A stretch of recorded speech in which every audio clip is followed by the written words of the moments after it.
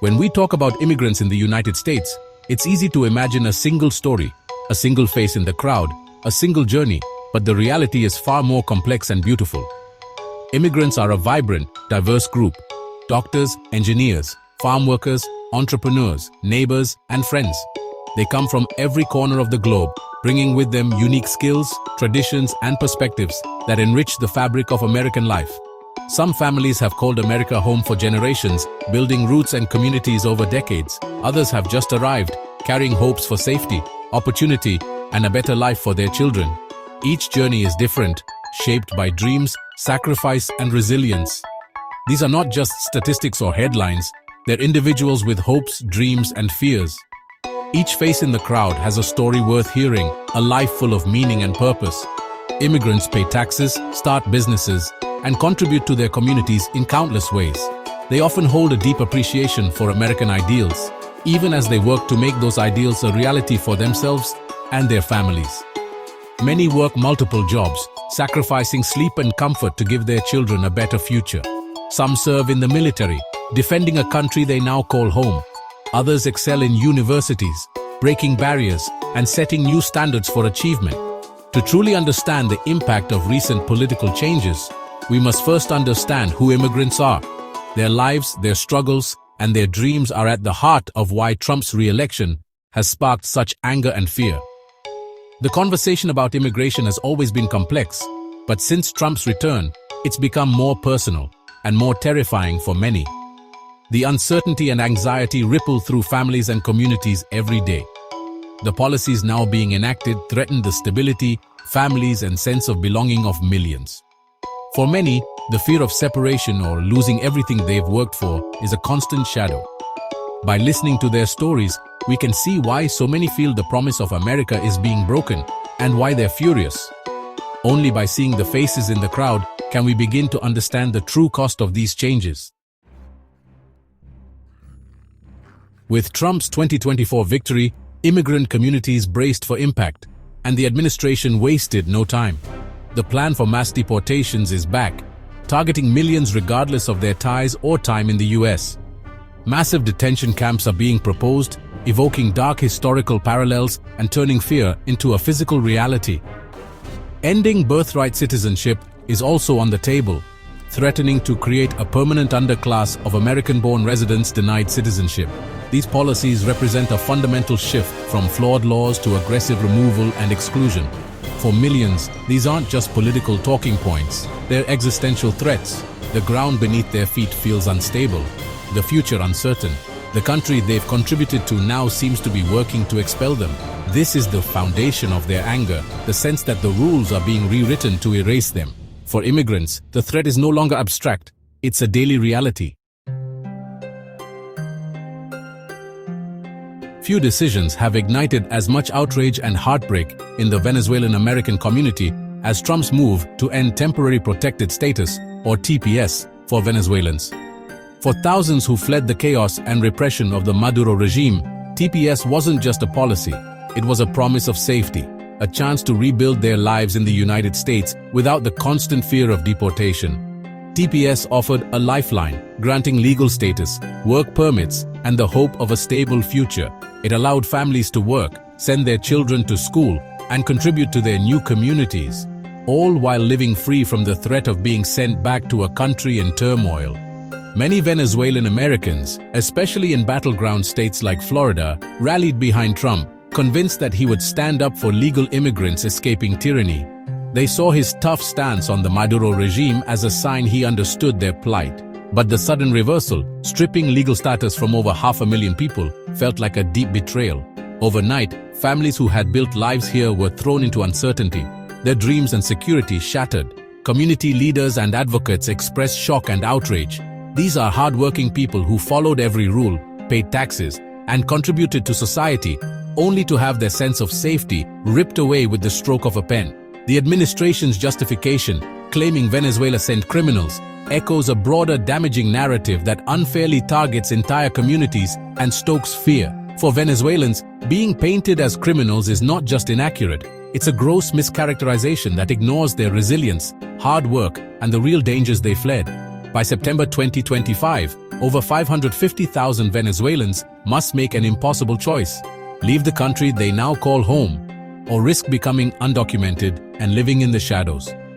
Families face heartbreaking separations, jobs and homes are at risk, and for many, returning to Venezuela simply isn't an option due to ongoing violence and instability.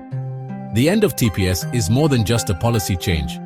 It's a humanitarian crisis, leaving an entire community feeling abandoned, furious, and uncertain about their future in America. For many, their support and trust were used for political gain, then discarded when it mattered most. Words from the president shaped the national mood, and under Trump, the language about immigrants has become a source of anger and fear. His words resonate far beyond the walls of the White House, influencing public opinion and societal attitudes. At rallies and in statements, he's called the U.S. a dumping ground, dehumanizing those who come here. This rhetoric isn't just political posturing, it has real-world consequences, affecting how communities perceive and treat immigrants. The administration pushes the myth of a migrant crime wave, despite evidence that immigrants commit fewer crimes than native-born citizens. This false narrative fuels unnecessary fear and division, making it harder for immigrant communities to feel safe and accepted. Immigrants working hard and raising families are labeled as criminals, a deeply offensive accusation. These families contribute to the economy, culture, and social fabric of the nation, yet they are unfairly targeted and maligned. Trump's rhetoric frames immigrants as invaders, echoing racist replacement theories and legitimizing extremist ideas. This kind of language emboldens hate groups and normalizes xenophobia, creating a hostile environment for many. This language fosters a climate of fear, making people afraid to speak their native language or even go outside. The impact is profound, affecting mental health and community cohesion. It emboldens hate and forces parents to explain to their children why the president speaks with such contempt. These difficult conversations are happening in homes across the country, adding stress and anxiety to already vulnerable families. The anger isn't just about policy, it's about being constantly vilified and told they don't belong. This persistent marginalization takes a toll on the spirit and resilience of immigrant communities. For many, it's the fury of being made to feel like outsiders in their own home. The emotional and psychological impact of such rhetoric cannot be overstated. Words have power, and these words wound deeply. They shape perceptions, influence actions, and leave lasting scars on the hearts and minds of those targeted. If Trump's words are thunder, Project 2025 is the lightning, turning rhetoric into a step-by-step plan. Developed by the Heritage Foundation and led by Stephen Miller, Project 2025 lays out the largest deportation operation in U.S. history. It details mass roundups, new detention camps, and even using the National Guard. For immigrant families, this isn't politics, it's a blueprint for their destruction. Miller's influence signals that the most hardline elements are in control, ensuring aggressive, punitive policies. The plan's cold, bureaucratic language treats people as objects to be processed and removed. It institutionalizes anti-immigrant sentiment, making hostility official government policy. Immigrants are furious because their lives are being methodically targeted by the machinery of the state. Politicians have long blamed immigrants for the nation's problems, and in 2024, this scapegoating reached new heights. Immigration was linked to economic anxiety and crime, even though immigrants are entrepreneurs, taxpayers, and fill crucial jobs. The narrative ignores their contributions and paints them as a drain on society. The administration's focus on a migrant crime wave is a distortion. Studies show immigrant communities are safer. Being labeled as criminals is not just insulting, it's dangerous, fueling prejudice and violence. Immigrants are angry at being reduced to a political tool, blamed for issues they didn't create. This scapegoating distracts from real challenges and denies their humanity. The anger comes from being used as a convenient excuse for the nation's problems. The combination of harsh policies and dehumanizing rhetoric has created a climate of fear in immigrant communities. Every interaction with law enforcement, even a minor traffic stop, can lead to detention or deportation. This constant anxiety takes a toll on mental and physical health, forcing people to live in the shadows. Many are afraid to report crimes or seek medical care, putting themselves and others at risk. The fear extends to legal immigrants and US citizens in mixed-status families. No one feels safe. The administration's rhetoric blurs the lines between legal and illegal, making everyone vulnerable. America, once a land of opportunity, now feels like a place of constant threat. Immigrants are angry that their children grow up in fear and that the country they invested in is turning against them. It's the anger of feeling hunted in the one place they're supposed to call home. This fear is not abstract, it's a daily, lived reality.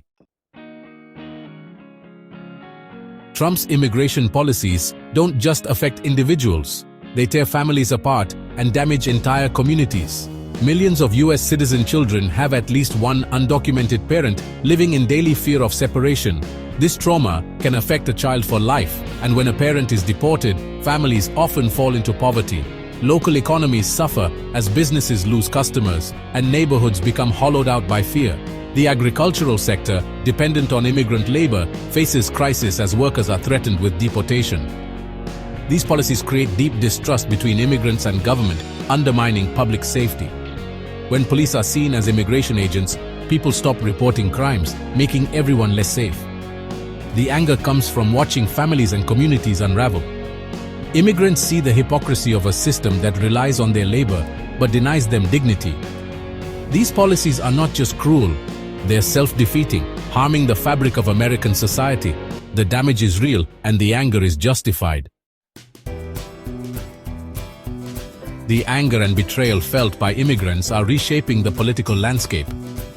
Latino support for Democrats dropped in 2024, not because of support for Trump, but out of disillusionment with both parties. Many, like Venezuelan Americans, believe Trump's tough talk targeted only illegal immigration, not them, until policies like ending TPS shattered that belief. Now, many feel politically homeless, angry at Republicans for betrayal and frustrated with Democrats for inaction. Immigration has become the defining issue, overriding other concerns and forcing difficult choices. The result? A community both mobilized and fractured, seeking leaders who offer real solutions, not just sympathy. The anger is a unifying force for activism, but also a source of frustration and uncertainty. Immigrants want more than promises. They want stability, security, and true representation. Beneath all the politics, most immigrants want something simple: safety, dignity, and a place to call home. They're not asking for special treatment, just a fair chance to work, provide for their families, and be respected. The fury in immigrant communities comes from seeing these basic hopes threatened by mass deportations, lost protections, and dehumanizing language. They want comprehensive reform, a path to legal status, and policies that keep families together. They want to be seen as part of America's fabric, not as a problem to be solved. The anger is the anger of a promise betrayed, of believing in American ideals only to see them eroded. Immigrants hope the nation will return to its founding values so they can live without fear. Their dream is simple: to belong and to call America home.